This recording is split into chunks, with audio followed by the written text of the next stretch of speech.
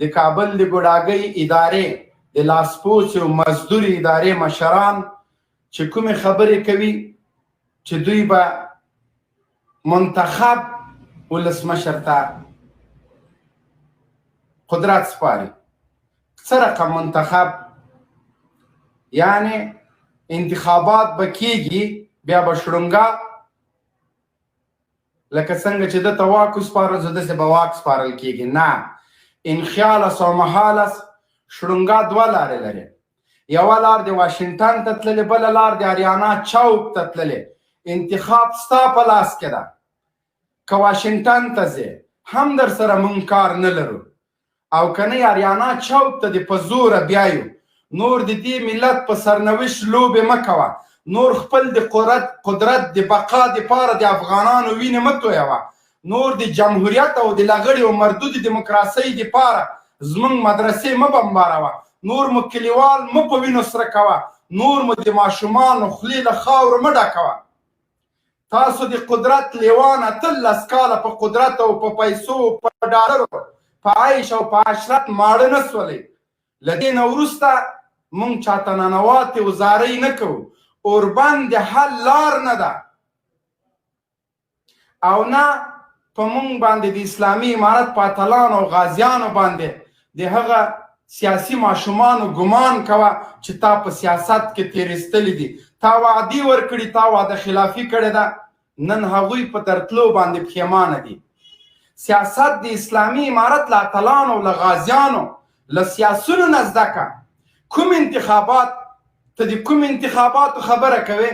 هغه انتخابات چې په نتیجه کې 2 ولسمشران راغلل، په یوه کابل کې په 1 کیلومترۍ کې 2 رئیس جمهورانو لوړه کوله. هغه انتخابات چې د 3000 رایو په نتیجه کې راغی ولسمشر راغلی. هغه انتخابات چې هره رایه په $200 باندې اخیستل شوې. هغه انتخابات چې غوټ اکثریت د افغانستان ورسره پریکون اعلان کړی. هغه انتخابات چې د کابل په لیسې مریم کې 10 کسانو رایه اچولې وه. هغه انتخابات داسې یو انتخابات موږ نه غواړو.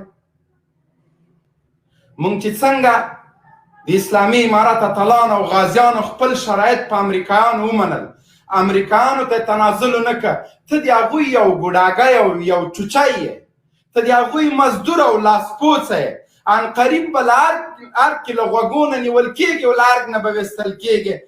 دا تا ته چا ویلي دي چې ته به د یو منتخب حکومت ته واګې سپارې؟ دا واګې ستا په لاس کې نه دي. موږ ارګ محاصره کړی. زموږ اتلان او سرښندونکي غازیان د ارګ دروازې درته ټکوي. زموږ اتلان د دفاع د وزارت تر مخې غومبر وهي.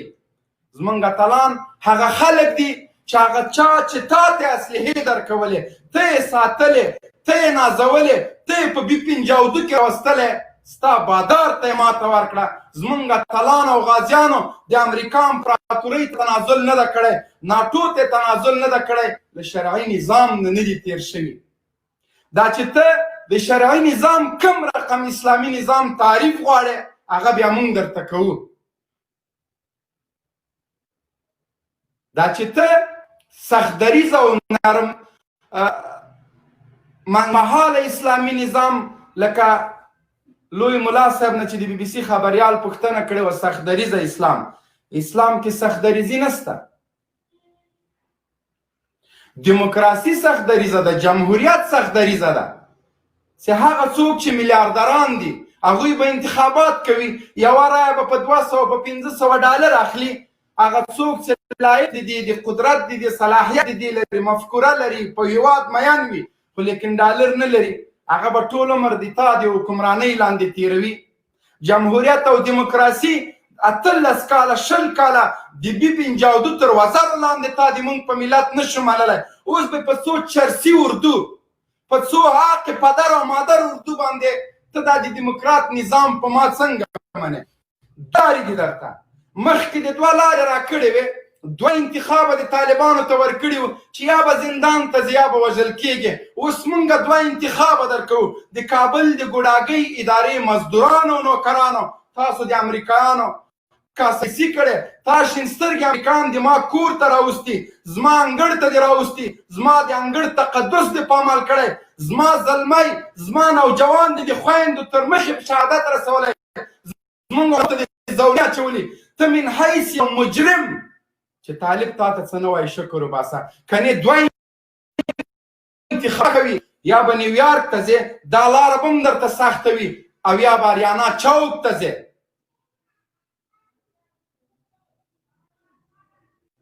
هغه وحشتونه، هغه ظلمونه، هغه کړاوونه ورسره کړي وو، زمونږ خو له یاده نه دي وتلي. دا چې مشران مو حوصله کوي، مشران مو زغم لري، د دې هېواد د وینې د بهېدلو د پای ته رسولو دپاره تنازل کوي، د ټوپک شپېلۍ د ګرمه وژنې دې، دا د دوی تن ده، دا د دوی صله رحمي ده. دوی امن، ولسواکۍ او سوکالۍ ته تږي دي، نور نه غواړي چې جګړه وشي، نور نه غواړي چې انتقام واخلي. کنې ته د امریکایانو ګلټیر سپی په موږ د هېڅ رحم ونه کړه.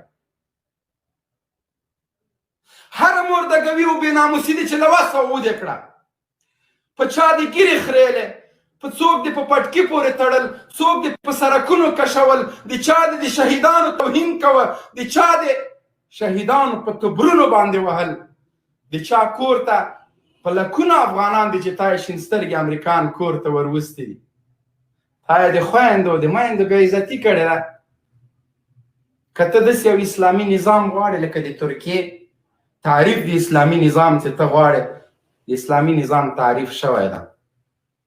مخکې له دې چې دلته منحوسه بزدل امریکایان راشي، موږ یو اسلامي نظام درلوده، دلته د قدرت جزیرې وې، دلته هر ولایت یو ملک و، دلته په دې یو هېواد کې دوه رقم لوټونه چلېدل، دلته په پل محمود خان کې د یو تنظیم حکومت و، په دشت برچي کې د بل تنظیم و، په پل چرخي کې د بل تنظیم و، دارالخلافه کې 14 حکومته چلېدل او د 1450 ملکونو. دا طالبو چې راغی د قدرت جزیرې ختمې کړلې، واحد افغانستان یې جوړ کړ. دا چې تا خیانت وکړه، ته له امریکایانو سره راغلې، تا دا ملک اشغال کړه، تا زمینه برابره کړه، تا بېناموسۍ وکړې، تا دا ملک د بیا رغونې په نامه وران کړه، ته د بیا رغونې په نامه د پلکونه اشغالګر راوسته، د بیا رغونې په نامه د B-52 ټانګونه راوړل. ما ته د دې ژوند کولو چانس نه راکوه، زه مجبوره چې مخکې له دې چې زه مرم له ځان یو لاس مخکې کم، دا چې برای الله پاک اسلامي نظام، اسلامي امارت ته ورکړه، دا د الله فیصلې دي. خو موږ ستاسو شرایط نه دي منلي، نه دې په زندان مات کړلو، نه دې په ظلم مات کړو، نه دې په وحشت مات کړو، نه دې په بربریت چې څه دې په لاس کې هغه دې وکړه، بسته بسته کلي دې بمبار کړه، د بمونو مور دې استعمال کړه، د دنیا پرمختللې ټکنالوژي دې راوسته، د نړۍ وحشیان دې راوسته، د دې په خاطر چې دیموکراسي په موږ باندې پلې کړې. دا چې موږ په دې لوی دنیا کې ځای نه درلوده او بیا هم ژوندي پاتې شول، بیا هم د ژوند او د مرګ ترمنځ کشمکش کې فاتحین راووته. دا د رب لا یزال فیصلې وې. ذلیل او رسوا یې تا ته په اوله ورځ مونږ ویلو چې ته خطاوته یې، ته غلام یې، ته مزدور یې او ته نوکر یې. قاري صاحب سعید خوستي ته لینک اچو، لایو خپرونه د سره شیر کوي. مونږ او تاسو به هیڅ رقم سانسور د نړۍ نه منو، هغه که د میډیا په برخه کې وي، دوی تر متعددو بریدونو لاندې مونږ راوستي یو. دا چې مونږ یې ورسره نه منو، دا د دوی رحم نه ده په مونږ باندې. دوی له مختلفو لارو یرغلونه وکړه، د رسنیو په زور،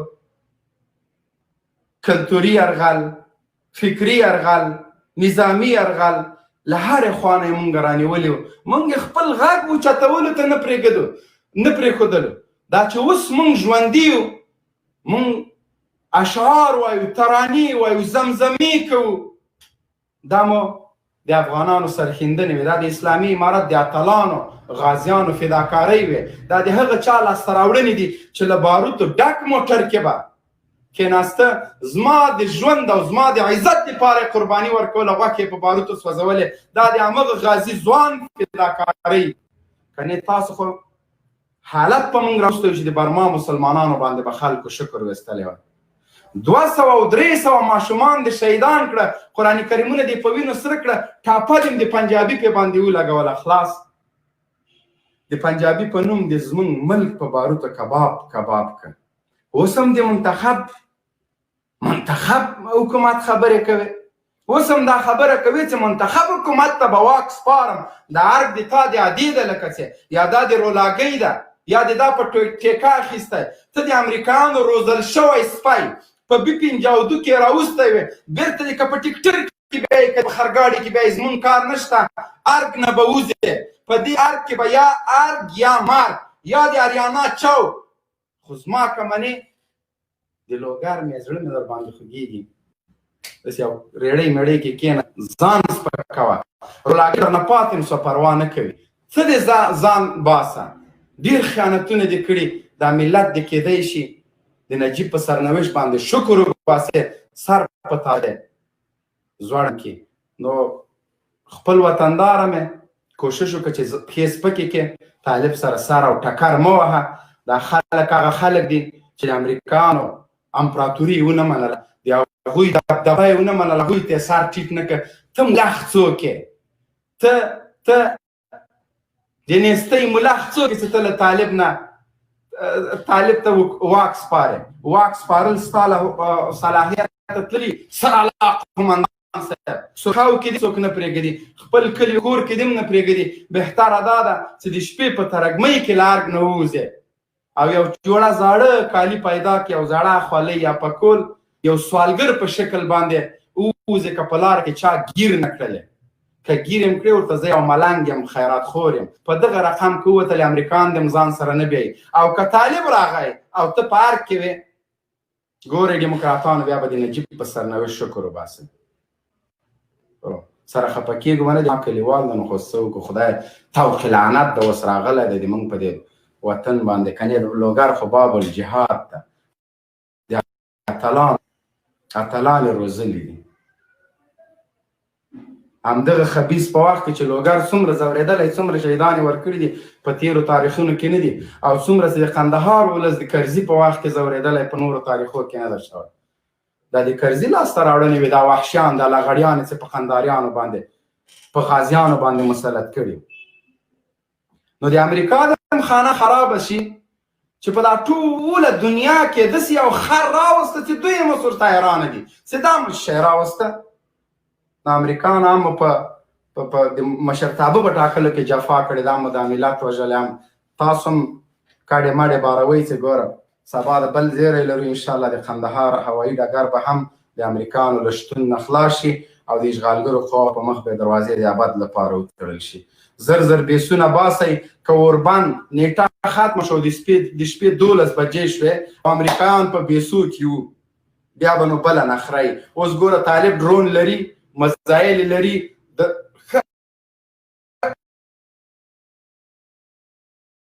هر څه به کار یې کړی. نو یو شرک سره به مکمل امریکایان بیا په مریخ کې ګرځي. اوربند چې راځي، اوربند نیټه چې ختمیږي، ځان باسئ. که جمعدین ده، که ټرمپ ده، که ټوني بلیر ده، که پوټین ده، د نړۍ ټولو امپراتورانو ته وایو دا خاوره زموږ ده، د دې حق موږ لرو چې په دې خاورې واکمني وکړو. غلامان، مزدوران، سپي مو چې راوستي دي دا ځان سره بوځئ، دلته یې مه پرېږدئ. که مو پرېښوده وضعیت حساس به بیا ډېر خراب شي، بیا به د پېژندلو نه وي. ګوره وادي اورېده قاري صاحب محترم ته لینک ولې د شاهین صاحب قاري صاحب راسه ملګرو لایف خپرونه در شیر کړئ. داسې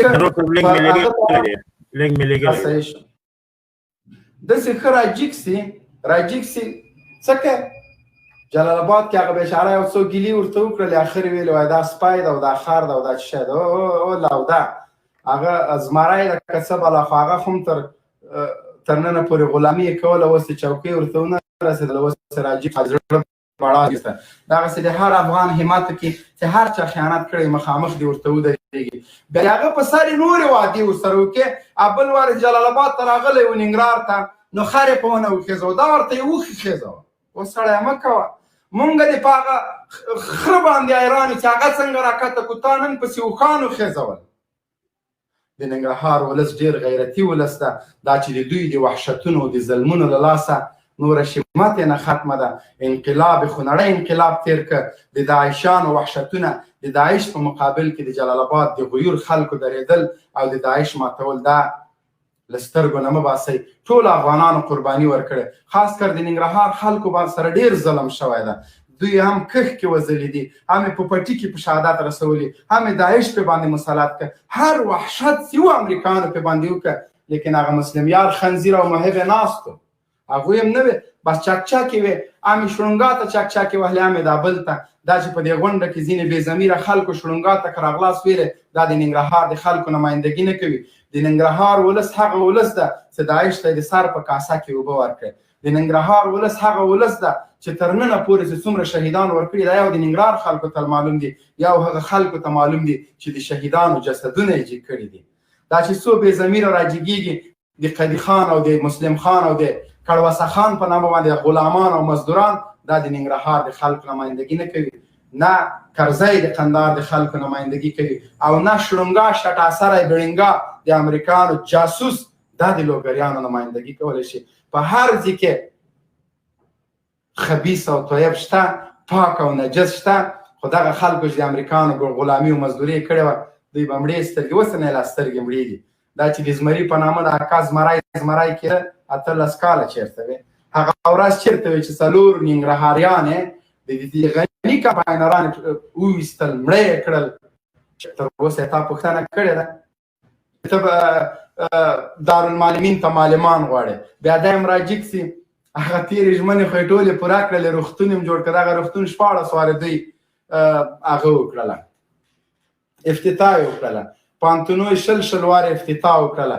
تاندردي ووهه خو چې بیا جګ سوی چې نوې ژمنې کولې که نور څه نه و د وتلو اوبو بوتلې خو وې بوټونه خو در سره و یو بوټ مو څه کش کړی وای پړسېدلی خر به مو له دې مجلسه لېږلی و دغه د بلیک واټر مزدور او جاسوس ټامي محب دا به مو وهلی و دغه مسلم یار به مو په بوټو په دې سر وهلی د افغانستان ولس مې پرېږدئ نور جلسو کې نور دروغو ته مه پرېږدئ د دې وخت ختم ده راځئ دغه ویاړ به څوک وکړي چې دوی جلسې ته لاړ سي او تاسو یې بوټان په دې سر ووهئ څه به وکړي ټول به شهیدان کړي تاریخ خو به دې غلامانو ته پاتې شي دې مزدورانو ته د افغانستان تاریخ به پرېږدئ دغه خنزیران نور په غونډو کې مه پرېږدئ هر چېرته چې له دې پاسه لاړه که نور هېڅ نه وي بوټونه نسوارو په چونډیو په پاکټو باندې یولئ مردار یو به ځان سره ویسئ هغه پې پاګۍ باندې یولئ دا نجسان نور مه پرېږدئ دا د موږ د ملت قاتلان دي دا خاینان دي دا مجرمین دي دوی 20 کاله د مزدوري کړې د امریکایانو خوشحاله ساتلو لپاره هم ننګرهاری وژلی هم یې قندهاری وژلی ده بیا پکې ګیلې دا وکړې چې په قندهار کې فکور یو غلام ته په ننګرهار کې یو غلام فکور ده په قندهار کې یو د بل د ځپلو دپاره ولسونه مه بې عزته کوئ څنګه چې د قندهار ولس موږ ته محترم ده همداسې د ننګرهار ده دا چې تاسو غلامان په شرابو مست په وتکیو په پوډرو مست څوک پاکټي شراب خوري څوک یې خلطهیي خوري نو یو بل ته چې پیغورونه ورکوئ دا د افغانستان په ولس پورې تړاو نه لري وایي دا پاکټي شراب خوري ننګرهار نه د تا غلام تاریخ لري نه د قندهار غلام تاریخ لري هم د تا مجاهد اتل ده هم د قندهار مجاهد اتل ده هم د هغه چا د ټول افغانستان د امریکانو په وړاندې درېدلي دي مقابله یې کړې دا ټول زموږ اتلان دي خو غلامانو ته موږ په یوه سترګه ګوري هغه که د ننګرهار غلام او مزدور ده هغه که قدیر ده او هغه که رازق ده لغړی ده موږ په یوه سترګه ورته ګورو تاسو ټول مزدوران تاسو ټول باید د ملر په غېږ کې مردار شئ که نور هېڅ نه په دې اخره کې که یو څو امریکایان ژوندي ولیده تړون نه پاسه ونیول بیا دوی درو دا غلامان د هغوی په مخ کې وژنو هغوی ته څه نه وایي هغه پرېږدو چې لاړ شي هلته دا نورو ته ووایي چې هغه چا چې د مونږ غلامي کړې او د مونږ په وړاندې مردار کړل پوه شئ په 15 امریکایانو څه نه کېږي ژوندي مور پرېښوده نو دوی باید د خپل بادار په غېږ کې لکه رازق غوندې ووژل شي ویډیو یې ورته وشي چې امریکایي ولاړ او غلام یې د ده تر مخ سلګۍ وهي د امریکایانو څه واس نه کېږي ښایسته محترم لایف خپرونې ته تشریف راوړئ علامه قدر وکړئ عزتمن شئ لایف خپرونه درسره شیر کړئ زموږ او ستاسو په رسنیو کې هېڅ لاسرسی نشته میډیا درواغجنه میډیا ده مکاره میډیا ده ظالمه او مزدوره یاد او ستاسو غږ نه زمونږ د اتلانو فداکارۍ نه یادوي، د امریکا ماته نه یادوي، د غلامانو خیانت او جاسوسي نه یادوي. بلې نه نن خبر سولم رسنۍ هره ورځ 4 بجې د ملي امنیت ته خپل ټول پروګرامونه لیږي. دغه مې بېګا خبرونه تیار کړي، دغه سیاسي شنونکي راوړم، دغه سوالونه ټول د امنیت ملي نه د اطلاعات او کلتور له دفتر نه له دې نه فلټر کېږي او بیا د مزدورو رسنیو ته ورکول کېږي. دا د افغانستان د آزادو رسنیو حال ده. بیا له طالب نه د ازادي رسنۍ ازادي غواړي. طالب ته بیا چغې وایي چې رسنۍ ټول فلټر کېږي. قسم په خدای معلومات کره معلومات دي، لږ نور معلوماتو پسې هم ګرځم، هغه مې ټول راټول کړي د رسنیو غلامي او مزدوري درته کوم چې روزانه امنیت ملي او د اطلاعاتو ریاست نه دا فلټر کېږي. میلمانه سوالونه هر څه له همغه ځای ورکول کېږي. رسنۍ ازادې دي، تخت و تاج په طالب کوي. زموږ ټول حقوق پایمال شوي دي، زموږ سرښندنې زموږ لاسته راوړنې ټولې باندې اوبه دوی اچول. کوشش یې کوه خو موږ او تاسو انشاءالله دا میدان نه ورته پرېږدو. څنګه مو چې نظامي ډګر، مطبوعاتي ډګر، سیاسي ډګر، اقتصادي ټول له دوی نه ګټلي دي، همدغسې به بریالي روان یو. دوی به مړې سترګې نیولي، موږ به له خیر ارګ ته ننوځو له همدې سپینو بیرغونو سره.